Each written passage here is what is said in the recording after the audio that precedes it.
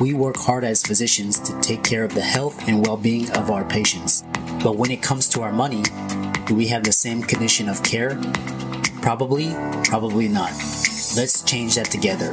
Welcome to the Financial Freedom for Physicians podcast, where we'll fight and advocate for your financial literacy. As always, I'm your host, Dr. Christopher Liu. Thanks for being here. Let's jump into the show.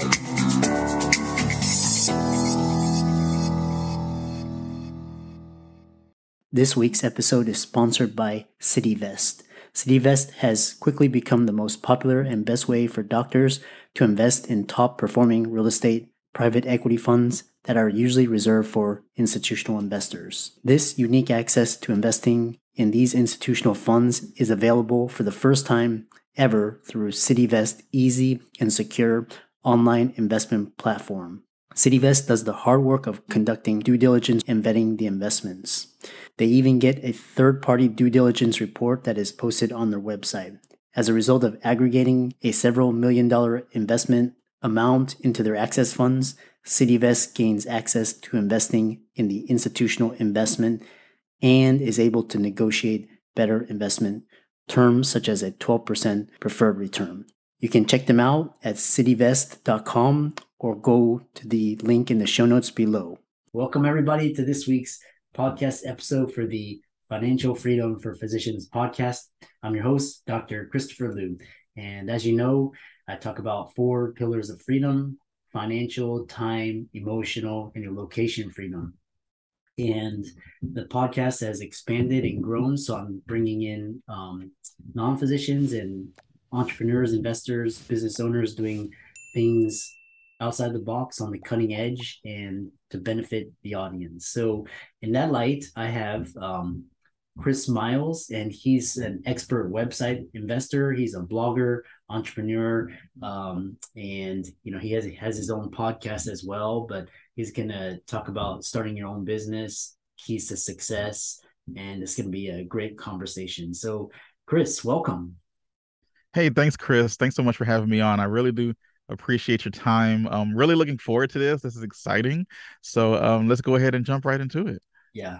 Well, it's so I love people that ditch their 9 to 5 and really set out on their own, achieve success, and now are sharing it. So tell us about your story and how you got started, and we'll go from there.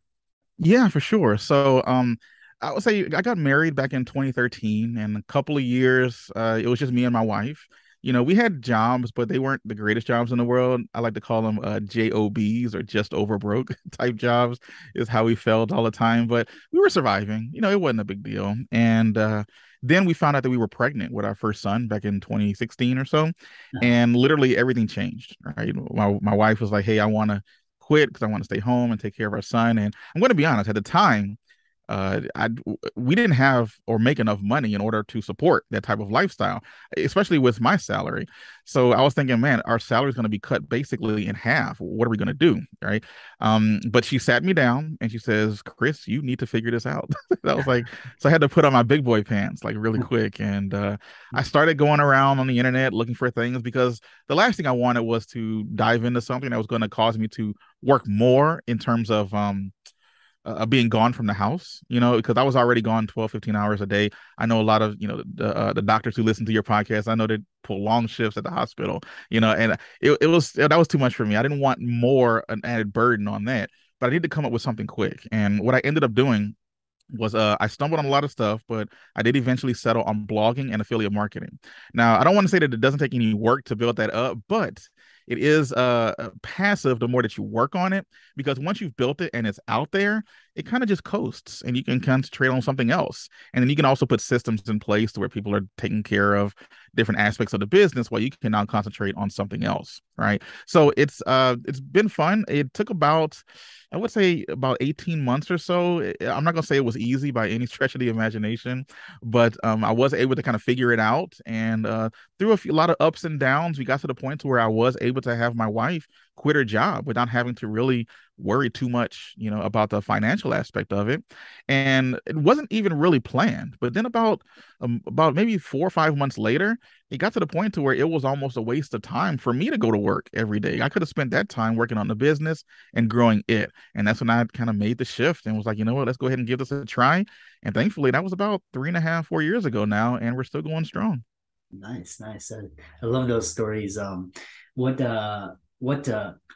drew you to blogging, as opposed to, YouTube or podcasting? What is it about blogging that's draws you to it? Yeah, well, I mean, I do YouTubing and podcasting as well, but the thing about blogging is just that was probably near and dear to my heart for the most part. I'm a serial entrepreneur. I've tried almost everything. I've moonlit as a DJ on the weekends. I've bought and sold clothes online, and I would send people the wrong clothes by accident. I wasn't good at a lot of it. It wasn't really justifying my time and effort really to put into it. It made some money. Don't get me wrong. It made some money, but it wasn't life changing. Hey, quit your job. We're fine. Let's go to the Maldives. Something like that. It wasn't like that. But we were making a little bit of money with it, but a lot of it wasn't justified enough to continue working on it. I mean, like most people, I went online and I Googled how to make money online. I got a lot of trash back. It's sad, what comes back when you Google that kind of stuff. But I did eventually settle on affiliate marketing and blogging. What really called me to it was the passive nature of it, as you do the work once and then it's there. I could write a blog post or maybe even a YouTube channel, podcast, or whatever, and it's there for years, and I get traffic from that, and they still buy things that I recommend. They buy things that I'm offering, depending on the brand. And it just made sense. And it was something that's, you don't have to always, the cool thing about blogging is that you don't need your face everywhere. If you don't want, you can use a persona online and just use it. A lot of people don't even realize that, but using that persona online, a lot of people don't want to get in front of a camera or get in front of a microphone, like, like us degenerates, right? So, but we do it just because we enjoy it. But the cool thing about blogging is that you can really kind of stand off and just have it running, that little machine running on its own, and it generates an income. And because of the website investing part of it, these are businesses that generate revenue. So you can actually buy and sell these things as well. It's a great place to park your money, so it really does work out well. Doc to Doc is a personal lending solution designed by doctors for doctors. We understand that doctors' financial situations change faster than an insulin drip in ketoacidosis. And we also understand that doctors are the most reliable borrowers in the world. Through our proprietary algorithm, we're able to provide personal loans at great rates with amazing flexibility, because we take into account your schooling, your specialty, and where you are in the medical journey. Doctors come to us after they've matched into residency, and we loan for all sorts of personal reasons, from credit card debt consolidation to family expenses and medical bills. We speak with everyone who applies for a loan and offer fixed interest rates and flexible term options without prepayment penalties. If you're a physician looking for a personal loan, fill out our application form now. It only takes 3 minutes, and we'll get back to you with a decision within 24 hours. Yeah, yeah. So the thing I love about blogging is you can just do it at any time, and it's kind of like, Yes. you're writing. If you love to write and put your thoughts to paper, it has so many advantages. So Yeah, as I've gotten better with it, I've learned to outsource a lot of it too. So even if you weren't that great of a writer, you can usually outsource it to a trusted resource and still get it to grow, become a content publisher almost versus a quote unquote blogger. yeah, yeah, that's interesting. Talk about some ideas to help the audience is how much were you blogging, how much do you need to blog to get traffic, start out, and how do you get ideas and go from there? Yeah, you mean in terms of like money to get started? Or just in terms of should you blog like once a week or once a month? Uh, yeah, the getting started with it is like most things. I really believe you could probably make money online doing 1,000 things. You just got to find one and stick to it, right? And just stick to it for a little longer than Don't try it for a month and then give up. Otherwise, you're going to have a whole bunch of half-done projects, right? Yeah. It does require you to do a little bit of a lot of due diligence to be and sticking with it. But I mean, honestly, if you have the right path and you're following the right procedures, because the one thing that Google really wants, we depend on Google to send a lot of our traffic, to my sites. So the main thing with it is that you need to create content that Google likes.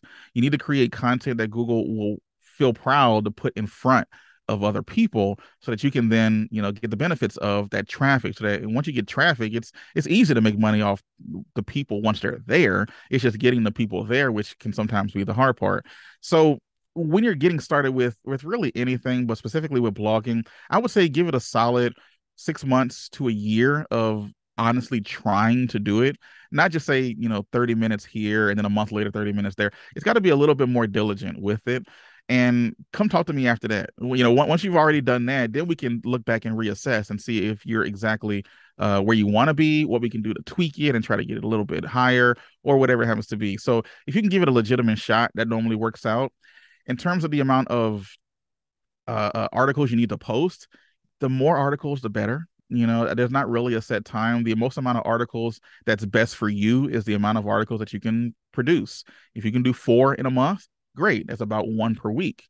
If you can do 50 a month, that's even better. You can do that. But whatever it is you do, you need to do it consistently over a decent amount of time in order to see any type of traction in terms of traffic and revenue.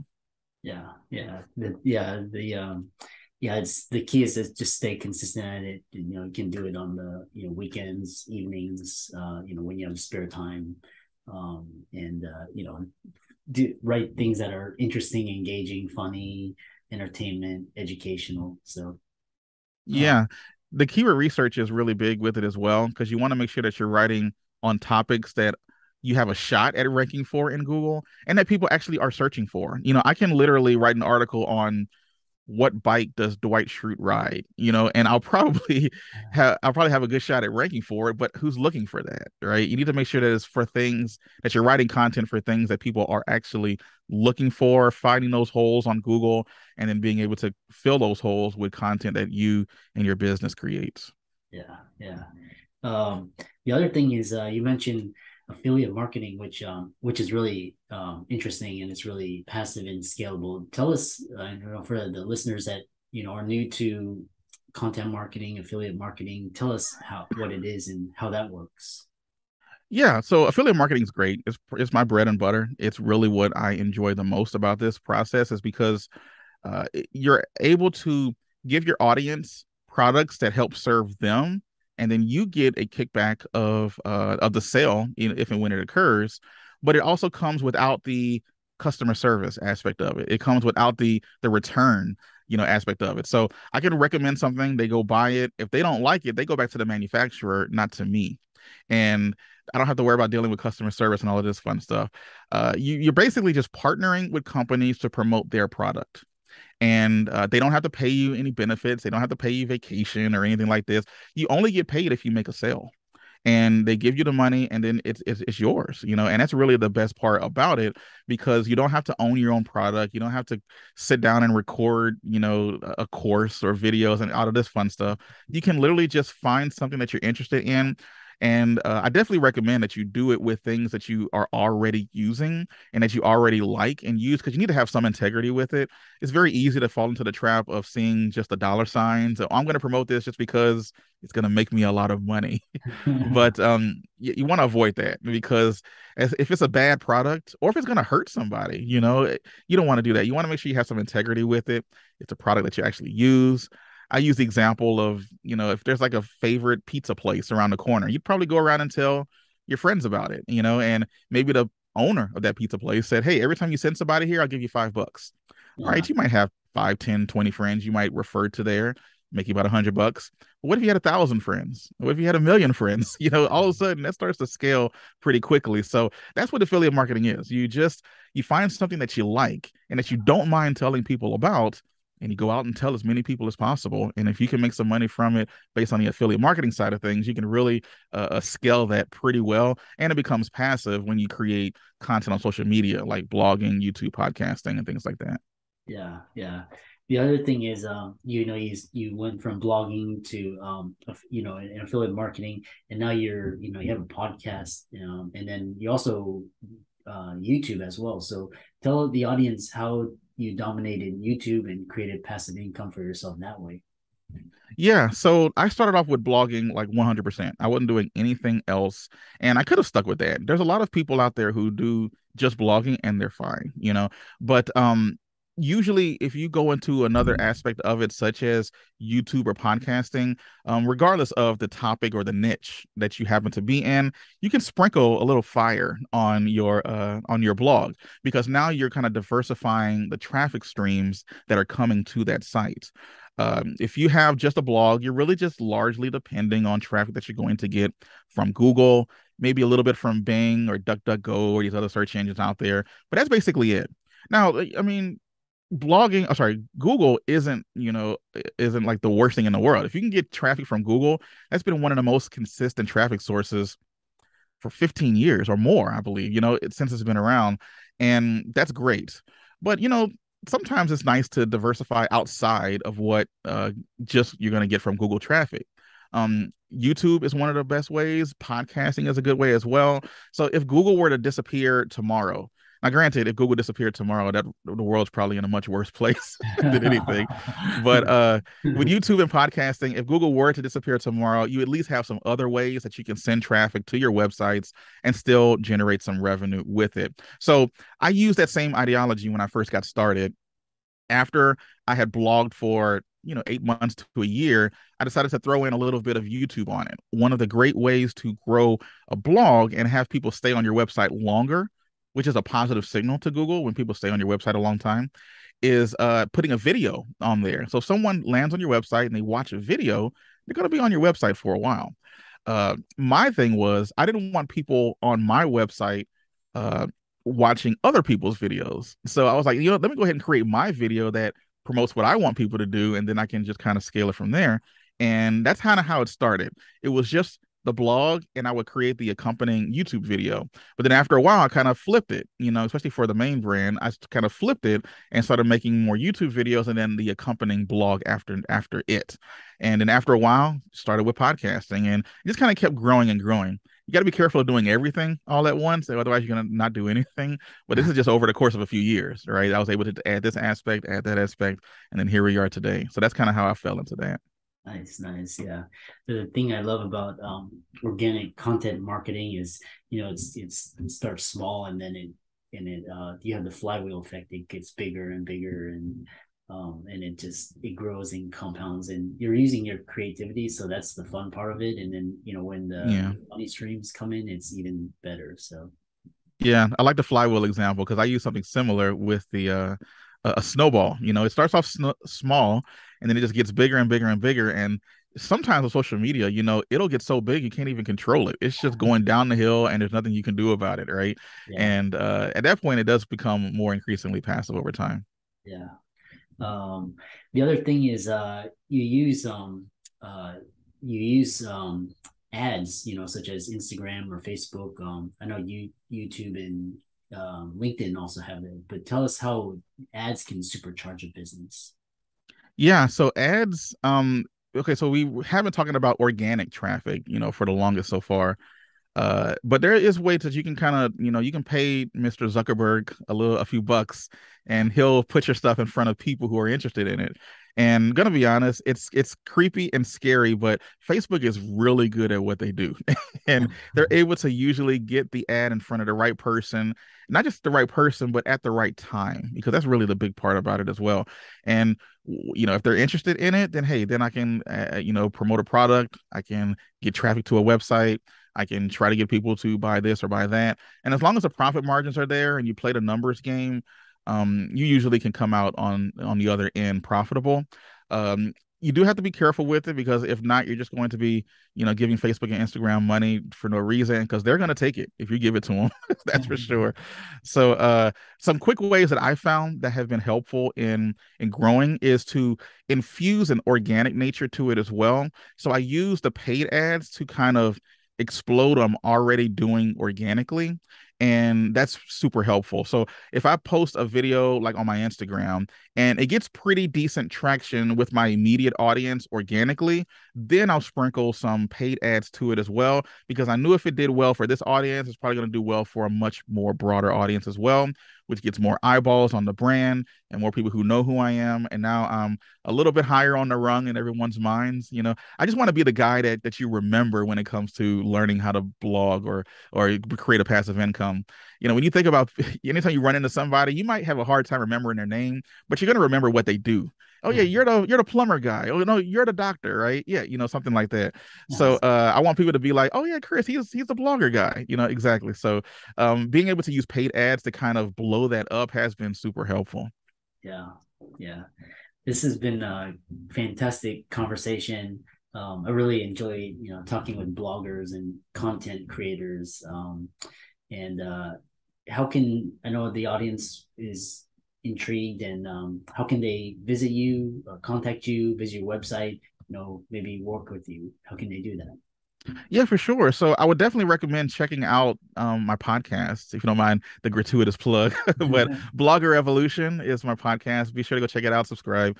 You can also find me over on Instagram, Chris Myles Official. And if you want to get in touch with me directly, you can definitely just shoot me a DM on Instagram.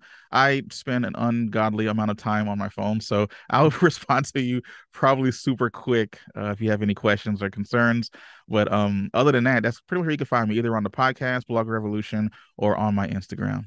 Awesome. And for the audience out there listening, Chris's resources will be in the links and show notes. So Chris, thanks so much.